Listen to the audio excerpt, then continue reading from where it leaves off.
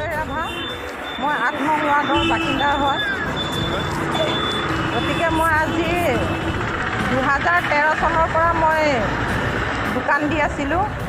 লকডাউনত বহুত অসুবিধাত পৰিছিলোঁ।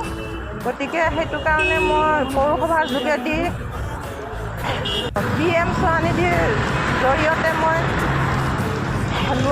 লোনৰ কাৰণে ব্যৱস্থা কৰিলোঁ। এতিয়া পৌৰসভাত গৈ মই ছাৰৰ লগত যোগাযোগ কৰি লোনটো লৈছিলোঁ।